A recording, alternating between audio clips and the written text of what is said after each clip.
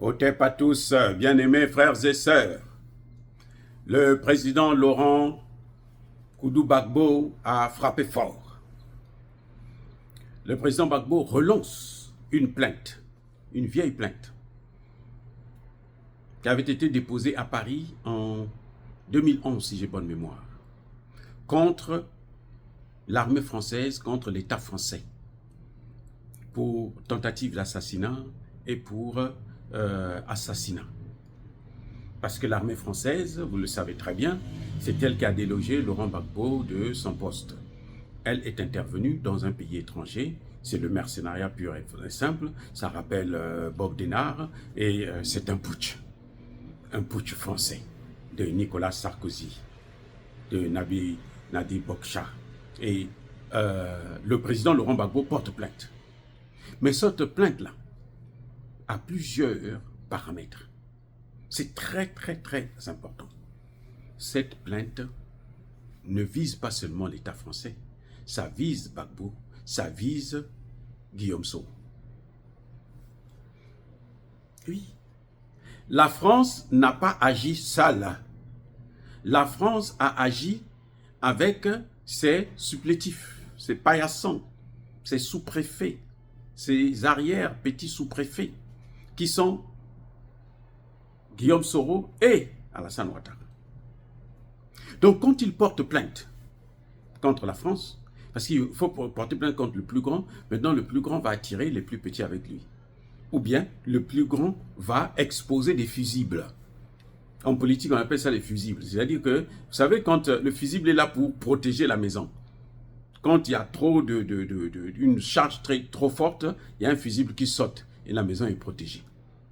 Donc la France, quand Laurent Gbagbo porte plainte, là, ce n'est pas seulement contre la France. Ça vise les complices de la France. Vous savez, en matière de droit, il y a un principe selon lequel le complice et l'auteur subissent la même peine. La France n'a pas agi toute seule. Les complices de la France, là, sont aussi condamnables. Et ça, c'est la France qui va sortir ses complices, qui va tirer ses complices. C'est pour ça que je ne suis pas sûr que ça va aboutir, parce que depuis 2010, à l'époque avec Roland Dumas et Jacques Vergès, qui est déjà même décédé, ça n'a pas abouti. Bon, on va dire que ça n'a pas abouti parce que Laurent Gbagbo a été conduit à la Cour pénale internationale, où il a été d'ailleurs blanchi. C'est pour ça que ça n'a pas abouti. Mais, maintenant, on ne sait pas qu'est-ce que ça va donner. Parce que surtout si Laurent Gbagbo arrive au pouvoir, eh ben, ils seront obligés de traiter ce dossier-là. Sinon, la coopération avec la Côte d'Ivoire, au temps de Laurent Gbagbo, hein, en 2025, là, ça va changer. Donc, pour leurs intérêts, ce qu'eux, ils peuvent faire, au pire des cas, c'est de faire sauter les fusibles. C'est-à-dire exposer Ouattara et Guillaume Soro. C'est ça, les gens sont contents. Non, Laurent Gbagbo a porté plainte. Oui, c'est très bien qu'il ait porté plainte contre la France, mais ça ne vise pas seulement la France. Si un jugement, le dossier est traité, il y a une instruction qui va suivre, et qu'on parle au jugement, la France ne tombera pas seule. Peut-être même que la France ne va pas tomber. Ceux qui vont tomber, ce sont ceux qui ont mandaté la France à faire ce qu'ils ont fait. Parce que la France est intervenue dans un État souverain. Et oui, jusqu'à preuve de contraire. Malgré ce que les Français peuvent penser, hein, ce que Sarkozy pouvait penser, mais en tout cas, selon le droit international, eh ben, la Côte d'Ivoire est un État souverain.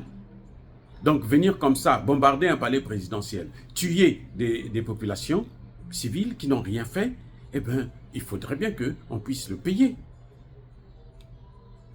Et ça, c'est ce qui me dit que ça va être dur, que ça puisse aboutir avant 2025, notamment avant que Laurent Gbagbo ne puisse revenir au pouvoir.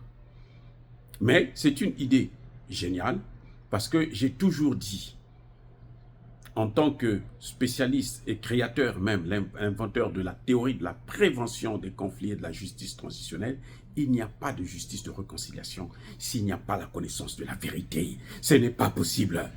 Les gens vont garder les rancunes. Ils vont se regarder en chien de faïence. Il faut qu'on passe vers la vérité, qu'on connaisse la vérité. Il faut qu'on connaisse la vérité. Et quand on va connaître cette vérité-là, là seulement, on peut pardonner et aller de l'avant. Donc la plainte du président Gbagbo, c'est une plainte, mais alors d'une valeur peut-être symbolique seulement, mais très énorme. Parce que quand on va creuser, la France n'a pas agi toute seule. La France a agi à la demande de quelqu'un. Si ce n'est pas la demande de Sarkozy, donc il y a des gens sur le terrain qui ont motivé l'action de la France. Parce que la France ce n'est pas à la France de venir proclamer les résultats, contrôler les élections. Personne ne l'a mandaté. Ce n'est pas le problème de la France. Même s'il y a eu tricherie ou pas, ce n'est pas le problème de la France. Qui a gagné les élections, ce n'est pas le problème de la France. Encore que nous savons aujourd'hui que c'est Laurent Gbagbo qui avait gagné cette élection. Mais de toute l'évidence, même si ce n'est pas lui qui avait gagné, ce n'est pas un problème de la France. Ça devient ce qu'on appelle ingérence dans les affaires intérieures d'un État souverain. Et ce qui est plus grave, c'est que cette ingérence a conduit à la mort de plusieurs personnes et a failli tuer un président, un chef d'État. Mais en tout cas, dans tous les cas, on a déstabilisé un président, un État, un pays. Et ce que nous voyons aujourd'hui, ce sont les conséquences de cette action de la France en Côte d'Ivoire. La situation que la Côte d'Ivoire est en train de subir aujourd'hui, où on voit des populations qui sont dehors dans la rue, parce que l'État prend leurs terres pour donner aux Marocains, pour construire des hôtels de tourisme et autres, ça c'est un problème. C'est les conséquences de cette action de la France qui continue à faire des ravages dans la communauté ivoirienne.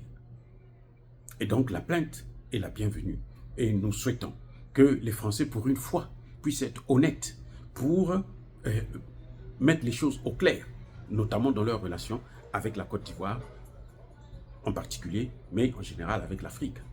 Parce que ce que nous reprochons à la France, c'est justement ce comportement de paternaliste où ils peuvent venir, ils peuvent tuer des gens. Ils ont la licence, le license to kill. Ils ont le droit de tuer et ce n'est pas normal. C'est ce que nous combattons actuellement. C'est pour ça que nous voulons notre souveraineté. Donc, je pense que Alassane Ouattara et Guillaume Soro doivent se préparer. Ils doivent déjà chercher leurs avocats. Parce que cette fois-ci, ce n'est pas Laurent Gbagbo qui va juger. C'est la France, leurs amis français, qui vont juger. Ou bien on amènera le dossier au niveau de la Cour pénale internationale, même s'ils le font. Parce que quand même, il y a des gens qui sont morts, Gbagbo a été blanchi. Il faut que du côté de Ouattara et Soro, qu'on puisse savoir qui est vraiment l'auteur de ces crimes. Dire cela, c'est inciter à la haine ou à la violence. Non, il y a colère V, il y a malheur V. Encore une fois de plus, bien-aimés frères et sœurs, je persiste et je signe. Soyez bénis, soyez abondamment bénis par le Dieu des Kémites et par nos ancêtres angélisés. Mais que tous ceux qui persécutent le continent africain, le pillent et le déstabilisent, qu'ils soient noirs, blancs, chinois, arabes, juifs, indiens ou qui qu'ils soient punis, maudits, foudroyés, neutralisés, écrasés, effacés par le Dieu des Kémites et par nos ancêtres angélisés. Vive l'Afrique éternelle, j'ai dit et j'assume.